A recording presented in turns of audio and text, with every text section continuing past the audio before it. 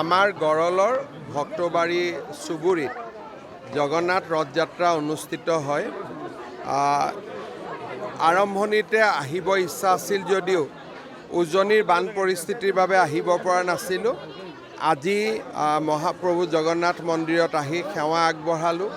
বানপীড়িত ৰাইজৰ কুশল মংগল কামনা কৰিলোঁ আৰু ভগৱানে যাতে অসমখনক শান্তি আৰু সমৃদ্ধিৰ বাটেৰে লৈ যায় তাৰ বাবে মহাপ্ৰভুৰ ওচৰত প্ৰাৰ্থনা কৰিলোঁ।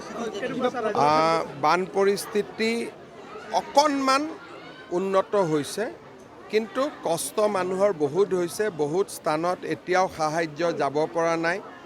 আমি নাও বা বিভিন্ন ধৰণে ৰাইজৰ ওচৰ চাপিব চেষ্টা কৰি আছোঁ, কিন্তু এতিয়াও প্ৰায় 20% লোক চৰকাৰৰ সাহায্যৰ পৰা বঞ্চিত হৈ আছে, কাৰণ তাত যোৱাৰ ব্যৱস্থা এতিয়াও আমি ঠিক কৰিব পৰা নাই।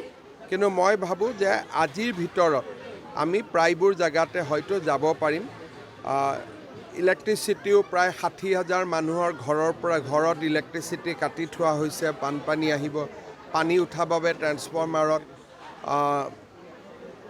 কিতাপ পত্ৰ, মাৰ্কশ্বিট, চাৰ্টিফিকেট, মূল্যৱান বস্তু বিস্তৰ ক্ষতি সাধন হৈছে। আমি চৰকাৰৰ পৰা যিমান পাৰোঁ সহায়ৰ বাবে চেষ্টা কৰিম।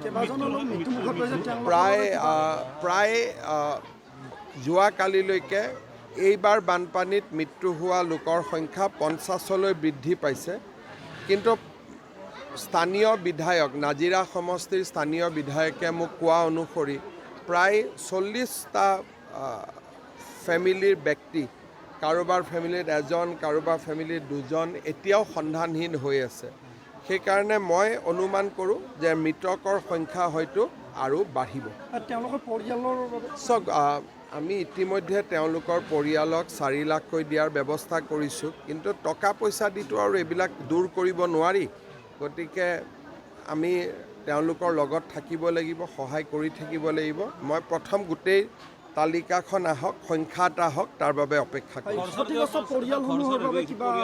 আমি যাৰ যি ক্ষতি হৈছে আমি যিমান পাৰোঁ সহায় কৰিম। অহা 25 তাৰিখে ভাৰত চৰকাৰৰ এটা উচ্চ পৰ্যায়ৰ দলো আহিব ক্ষতিৰ বুজ ল'বলৈ। যাক যেনেকৈ পাৰোঁ আমি সহায় কৰিম, যাক যেনেকৈ পাৰোঁ। এইটো প্ৰায় এমাহ 2 মাহত নহ'ব, প্ৰায় 6 মাহ জুৰি আমি বিভিন্ন প্ৰকাৰে ৰাইজৰ লগত থাকিব লাগিব। মেডিকেল কেম্প, ভেটেনাৰী কেম্প, মানুহ ঢুকাইছে, লগত গৰু, ম'হ, ছাগলী বহুত বেছি মৃত্যু হৈছে। গতিকে গোটেই কথাবিলাক আমি চাই পেলাই ৰাইজক যিমান পাৰোঁ আমি সহায় কৰিব লাগিব।